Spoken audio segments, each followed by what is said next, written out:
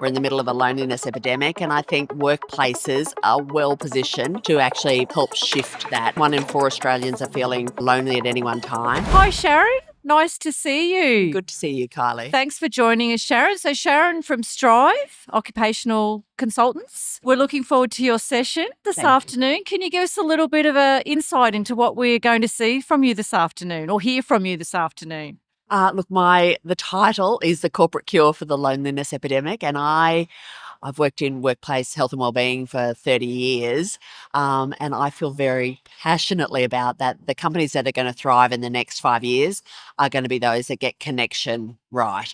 We're in the middle of a loneliness epidemic, and I think workplaces are well positioned to actually help shift that, broader public health crisis. Great. And the loneliness epidemic, I must admit that's a little bit new to me. I feel like I can relate. Yes. But what are some of the key things that we should be looking out for in our organisations?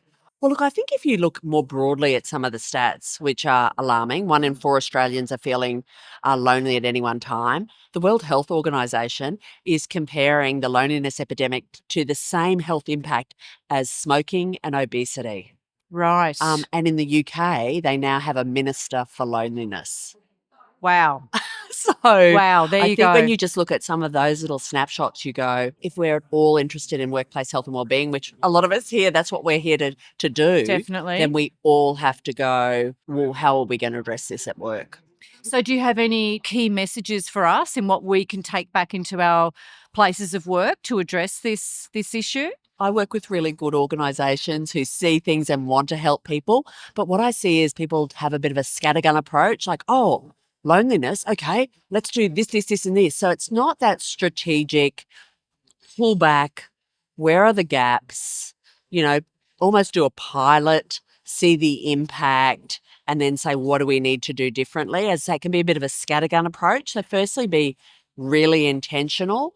And I think we need to pull back from the social committee way of looking at it and look at it from a skills building, like we do in so many other areas. Like, what skills do our workforce need if they're going to be able to connect in an authentic way, which, we were chatting before, is becoming increasingly difficult in the world where work is both face-to-face but virtual.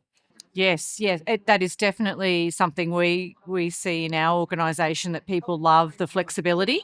Yes. But connection is so important, especially when you've got new people starting in your organisation. Do you have any tips and tricks there on how we can build better connection when we have new people starting in the workforce? I think certainly doing onboarding and things like that face-to-face. I think some companies really look at onboarding online, and so it sort of sets the scene for the future, and also to distribute your onboarding amongst, in big organizations, but even in small organizations like my own, amongst a number of people. So people are both learning about what they need to do in the organization, but also meeting the people, hearing their stories, hearing who you are.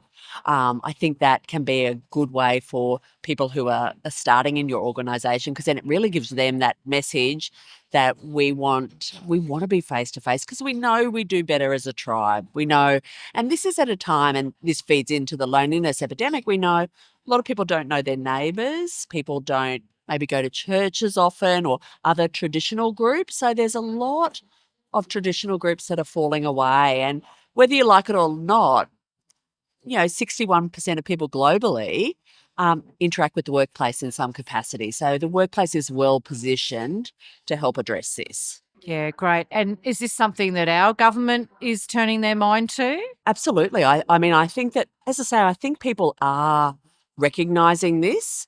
And as I said, I think that there's, the World Health Organization, the stats are quite compelling.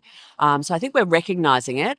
I think we do have to be more intentional about how we're addressing it.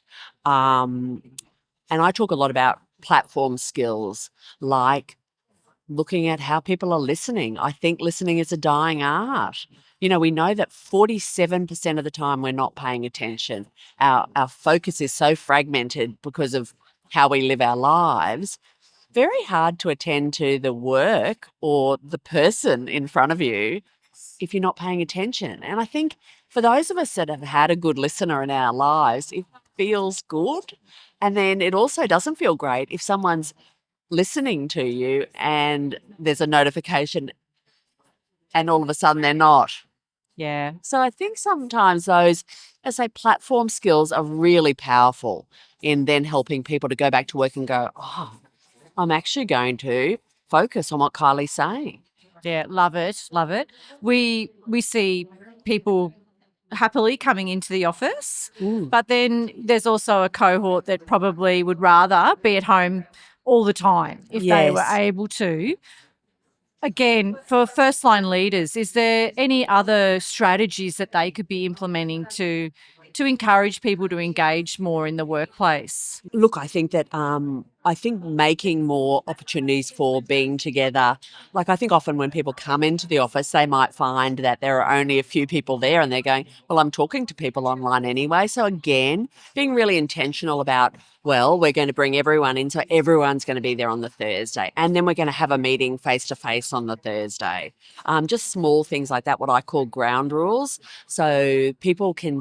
And I think that when people get together, in fact, I just did some training all around Australia and New Zealand for an organisation, and they brought them all face to face, and Great. everyone said we loved it. And a lot of these people were saying they do work from home, and they said I just really enjoyed sitting and chatting to the person. And so I think even that experience for them, they may be more likely to rethink about engaging at work. Great. No, it's been really great to chat to you. Looking forward to the session this afternoon. Was there anything that you wanted to leave us with, a thought-provoking thought? Right. Look, no, I guess the only thing for me is, as I said, if you want your company, your organisation to thrive in the next 5 years, then you need to look towards the loneliness epidemic and be really intentional and strategic about how you're going to address it. Great. Thank you Lovely. so much. Thank you. Enjoy the rest of the conference. Thank you. I will. You too.